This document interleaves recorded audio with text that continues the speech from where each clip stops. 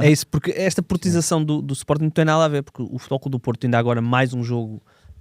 Os jogos do Porto são quase repetitivos, quase a papel químico, não há, entre aspas, e não me interpretem mal, não há grande história. Nós sabemos que o Porto vai acabar por marcar, seja numa bola parada, ou seja num lance de um talento individual ou de um golo que possa aparecer. E depois sabemos que não vai ter grandes problemas. Eu até fiquei surpreendido porque é que o Rio Ave insistiu tanto em cruzamentos quando o Bednarek corta tudo. E quando o Bednarek não corta, há um senhor chamado Diogo Costa, que faz mais uma daquelas exibições onde tu só notas quando ele mergulha e evita um golo. O Porto é pragmático e sofre muito pouco. E eu acho que isso num campeonato de pontos corridos, longo prazo, é fundamental. Essa questão defensiva do Porto foi o que fez o Porto ser campeão com a folga que foi na última época.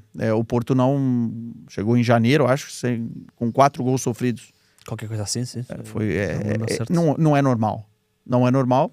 E é o ADN daquilo que o portista gosta. O portista gosta e o jogar a Porto é, às vezes, 0-0, com entrega, dedicação, pragmatismo, que o Farioli já demonstrou que sabe implementar, é o suficiente. Agora, tem algumas coisas no Porto que eu ainda acho que faltam para essa época e que o Porto tinha exatamente no início da época passada, especialmente a questão do ponta de lança. Apesar na bola parada o Porto resolver com os seus grandalhões lá de trás. E atenção, Gabri Veigas é um exímio batedor de cantos barras livres laterais. Me apetece dizer, inclusive, que o Gabri Veigas se justifica estar em campo só para bater a bola. Era como o Beckham a certa altura da carreira. Né? Exato. Tem vários jogadores com esse perfil, apesar de ser um jogador que muitas vezes ele é inconsistente, né? Mas é um jogador com talento. Muito talento. Agora, essa questão defensiva, essa solidez, esse pragmatismo, não sofrer nos jogos, faz com que o Porto largue na frente com favoritismo.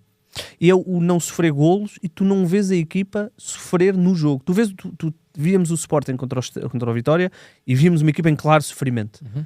O Porto não vês isso no Porto, não vês a equipa atarantada, não é? Igor, se me perguntares qual é o meu futebol ideal enquanto observador, eu vou-te responder, é o Barcelona do Guardiola.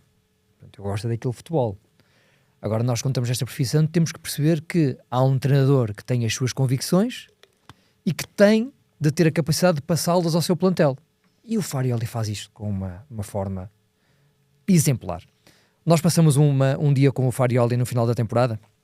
Não sei se estás lembrado da reportagem que nós lançamos, a reportagem e entrevista. E nós falamos muito com ele em on e em off.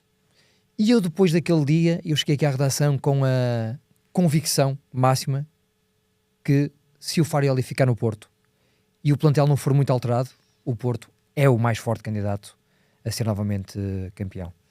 Por um motivo muito simples. A equipa não corre risco nenhum. Aliás, nós em conversa com o Farioli, e essa parte está escrita, ele explicava que quando havia aquela impaciência na saída de bola, que era muito lenta naquela fase inicial, que os centrais procuravam sempre o apoio do número 6 para ter que fazer aquele triângulo e depois lançaram dos laterais, tudo aquilo é trabalhado durante a semana. Quem está na bancada pode ficar um bocadinho ansioso, quer mais dinamismo, quer mais ritmo, mas aquilo garante que tu não vais falhar. E esse é um dos mandamentos do futebol do Francesco Farioli. Vocês sabem qual é que é a percentagem de pontos ganhos pelo Farioli a nível nacional? Eu vi que eram 80 e muitos %, não é? 87%. É muita coisa. 87%. Só há um treinador que tem um registro melhor. Mas contando só campeonato. Mas contando os já anteriores, com os jogos. Contando só Portugal ou Holanda também? Só Portugal. Tá. Só Portugal. O 87%. Portanto, no Porto. Sim. O 87%. Só o André Vilas-Boas é que conseguiu melhor em 10, 11. Se incluirmos todas as competições, portanto, Liga Europa, Taça da Liga, Taça Portugal, são 75%. Com estes números, eu acho que a margem para a crítica fica muito reduzida. A questão do Futebol Clube do Porto, e vemos isso, a forma mais fácil para vocês perceberem o que o Cunha disse, de o Porto não corre risco, é olharem para a postura dos laterais, sejam eles quem foram, seja o Noé Pérez, ou o Martim, ou o Alberto, ou o Zaidu, ou quem quer que seja, a postura dos laterais. Vocês não veem o Porto ser ferido num contra-ataque onde o lateral estava lá à frente e de repente o extremo conseguiu-lhe meter uma bola nas costas. Acontecer Não porque é futebol, mas é muito difícil. É muito difícil, porque os laterais do Porto estão ali. As margens são muito curtas. Tem um adepto que é um grande amigo meu de outro clube, não do Porto, falou assim, uma conversa dessas de verão, de churrasco. Chupinho. Um chupinho, tá? O Porto é chato, pá. Falei, é chato pra quem? É chato pros adversários, porque enquanto tiver nessa segurança, nesse pragmatismo, eu acho que é tudo que o adepto do Porto quer. É óbvio que aquela magia, né? Enfim, o diferencial vai fazer o adepto ir ao estádio mais vezes. Mas eu acho que, entre aspas, o ganhamento é mais importante para o portista nesse momento e é o mais importante dentro do campeonato, volto a dizer, de pontos corridos. Talvez não chegue numa Liga dos Campeões e vai fazer falta, de repente, aquilo que eu acabei de falar, uma outra peça, especialmente nós vamos entrar de mercado. Mas sim, nós notamos que, por exemplo, vai precisar, na minha opinião, de um bom Piatusevski, porque o Futebol Clube do Porto é uma equipa que, também por não projetar muitos laterais, e o próprio Alan Varela, precisa... Depois depende claro, mais às vezes de um contra um. Não é uma equipa na completa nem perfeita, mas para o ADN da Liga Portuguesa é uma equipa que vai perder pouquíssimos pontos. E há uma questão, e há aqui um asterisco que nós temos que dar, e o Quezada já falou disto.